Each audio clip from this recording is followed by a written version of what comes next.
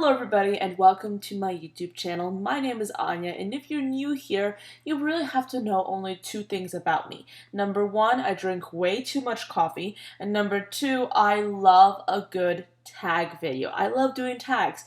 I think that there's just something about like sitting down in front of a camera and just having like full reign and full permission to just rant about certain things and talk about certain things and just have an all-around good time answering questions that I just absolutely love. So this particular tag video is called the behind the scenes of YouTube tag, and this was created a few months ago by Pruelaroo and Annette from Annette's Makeup Corner. I absolutely love both of these girls so much. They're absolutely fantastic creators, and I'll put both of their channels down below. I've been watching them both for a little bit now, and I absolutely love their channels. So they came up with a behind the scenes of YouTube tag, and I absolutely love this tag because it really provides an in-depth view into so many different people's setup, into so many different people's way of doing YouTube that I find really fascinating. So let's just get into it. The first question is, what was the hardest part about starting a channel? The hardest part for me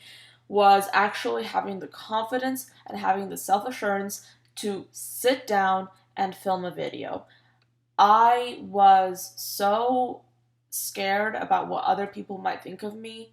I was so fixated on other people's opinions that for the longest time I would film videos and I wouldn't post them because I was scared.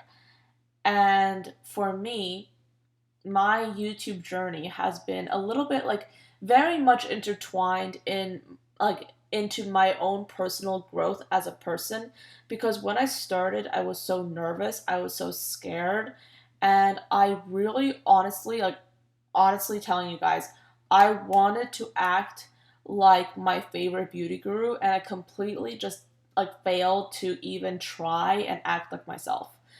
And starting a YouTube channel for me was so difficult because I just lacked the self-confidence to even sit in front of a camera because I just felt like I wasn't good enough, basically. So yeah, sorry, that was a weird answer to the question, but that just was the hardest part for me. Actually finding the confidence to sit down and film a video, because I just felt so nervous about it because I literally felt like I couldn't contribute anything even though I desperately wanted to. The next question is, what equipment do you use? Now, I have my camera, and my camera is actually a Canon. That is the same camera that I use for my photography work. I also have an external microphone, and this is actually the microphone that I use. And sorry, the sound is really going to be awful in this clip because I'm moving my microphone around. But this is just a $20 microphone that I got off of Amazon, and I have it like on this sort of like plastic thing right here, and I basically set this against my windowsill so you guys can hear me.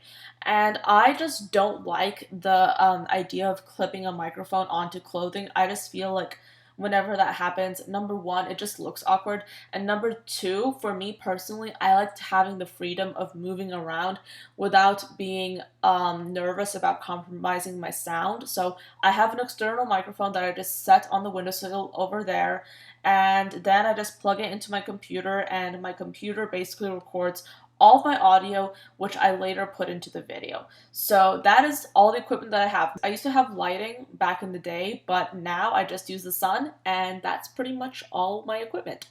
The next question is, what editing program do you use, and what did you start with? Currently, I use Final Cut Pro. I love that editing program. It is amazing. I started out, however, with Windows Movie Maker.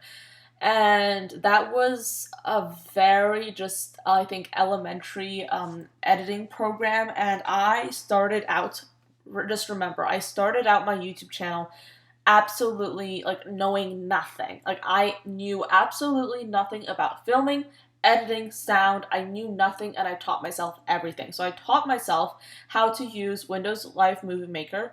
And I think that when I was like doing that, I was like 12. So I was just trying to like tinker around with it, and I was able to do a lot with it, and it was a pretty good program at that time. However, right now I do prefer what I'm working with, which is Final Cut. I think that for somebody who is doing YouTube, I would actually recommend iMovie, because iMovie is, I think, more worth it if you're just doing YouTube for fun or as a hobby, or if you're not actually making any money from YouTube. But I just use Final Cut because that's just what works for me. So that is what I use, and that is what I'm happy with. The next question is, did you have any experience with making videos before starting YouTube?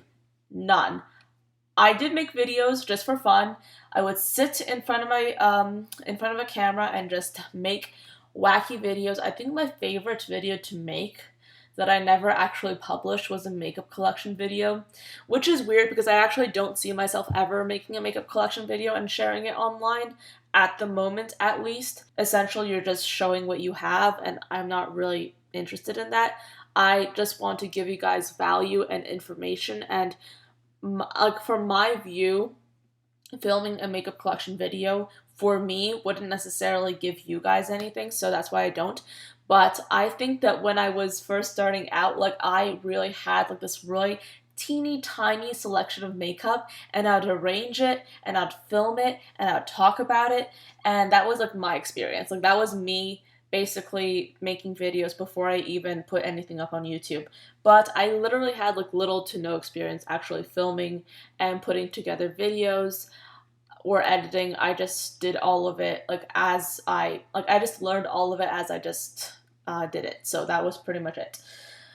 On average, how long does it take you to edit? It takes me a while. I think that my longest videos to edit would be my Will I Buy It videos, which are such a headache to edit, but I love filming them and I love putting them out there.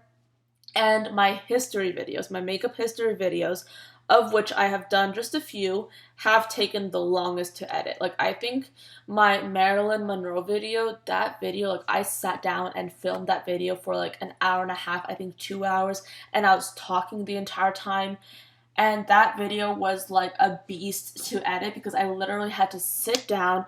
I had to think, okay, what do I want to include? What do I want to take out? Is there a way I can say this better? What can I change about this clip? And I basically had to like edit this huge chunk of footage down to like 30 minutes. And then I had to put in pictures, videos, interview clips, all that extra information. So that takes me a long time. And I would say that video probably in all took me like about 12 to 24 hours to edit, not counting exporting. My Will I Buy It videos, I usually start editing them a Saturday afternoon, and I finish sometime around 1 o'clock at night. So it takes me a long time to edit those as well.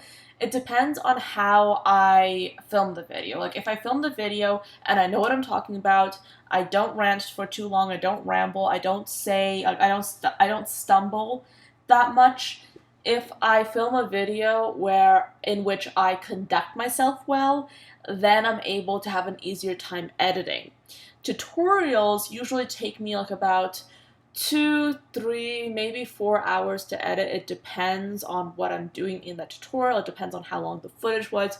It depends on whether or not I'm putting music in, etc. Normal videos where I usually just sit down in front of you guys and just talk, those videos take me like the easiest time to edit, or that makes no sense, but they take me the shortest time to edit, usually like about 2 hours including exporting. So like, I feel like exporting takes a chunk of time, so I like to include that in that time. But yeah, like, it takes me a while to edit. I usually edit whenever I can. I like to edit in the mornings, at night, whenever I have like a little bit of spare time. I think that when I was still doing school, I mean, right now it's summer, so I'm not like in school at the moment, but when I was in college, I would edit in between classes. I would edit when the professor finished class early, like, you basically like edit whenever you have time, I guess, and that's just what I do. So anyway, yeah, that was a little bit of a rambly answer, but anyway, moving on. What was the worst technical accident you've had Since starting your channel, I think that my worst technical accident happened like I think last week. It was basically me trying to film a video and I ended up filming the video for quite a chunk of time, and then my card literally just like corrupted or something happened, but the footage deleted itself. I had to refilm that video, and that frustrates me because like I refilm videos all the time. That's just a normal thing. I'm actually refilming this video for reasons that we're not going to get into, but I refilm videos all the time, but I just hate losing footage. So I feel like that was one of the worst technical accidents. I don't really remember any other awful technical accident happening. Hopefully, knock on wood, where's some wood? It won't happen. Do you ever film something and not upload it? All the time. All the time. I'm not a perfectionist. That would be inaccurate for me to say. I am somebody that always tries to put the best product out there that I can in that moment. I am very cognizant of the fact that everybody has their own life, and if you're basically taking time out of your day to watch anything I put out, I am eternally grateful, and I want to give you guys the best that I can at that moment. So if I have a piece of footage that is just not that good, if I think that you guys can't get the maximum amount of value that you can from it, I'm not going to want to post it. And I have refilmed things, I have re-edited things, I have re-uploaded things, and I do all that so I can basically put out the best content that I can on the internet. So yeah, do I ever refilm things? Absolutely. Do I ever not put something out there? Absolutely. A certain percentage of the videos that I film never see the light of day because I just don't think that they're good enough for you guys. So the next question is, do you write a script or plan what you're going to talk about? Yes, definitely, 100%. I think it was some time ago, I filmed a video in which I talked about my tips for smaller influencers, and that video is probably already up, but in that video I talked about how important it is to me to plan what I'm going to say because it really helps me out so much to have some kind of structure in my video because it takes less time to edit it, it takes less time to film it because I'm a little bit more concise, and it just is so much less stressful if I have some kind of an idea of what I'm gonna do in that video. So having an outline of a video helps me out so much. I will say that I usually don't have a script. I don't want to just memorize lines and have a script for you guys. I literally just have an outline and I go from there. The next question is, have you started talking differently since starting your YouTube channel? Like on my YouTube channel, I feel like I've been I've gone from being very, very formal and I would say artificial to a lot more casual and a little bit more open, I think, with you guys, just in the way I speak. Because I remember oh my gosh, when I think of like the first videos that I posted, I was so formal. Like, I just, it is so funny to me to think of myself as a 12, 13-year-old sitting in front of a camera and basically talking like the most formal person ever. Like, I don't know how anyone watched me back then, and I don't think anybody did for that reason. But like, we used to be so formal in the way I talked. I used to be like a little bit stoic. I feel like now I'm a little bit more open. I'm a little bit more loose. I am much more relaxed on the camera, which greatly influences the way I talk. I still stutter. I still stumble over things. See, I just did that right there. But I feel like right now I'm a little bit more confident. I'm a lot more confident in front of the camera. And in general, I feel like making videos so much has helped me articulate myself better and helped me talk a lot more efficiently. So that's something that I really am happy about. But yeah, I feel like just in general, I have improved the way I speak online and in real life through YouTube because I talk to a camera so often. And the next question is, number 10, what is your biggest editing pet peeve in others' videos? Well, okay, see, here's the thing. I personally think that I can really identify with somebody if they have like a screw up in a video.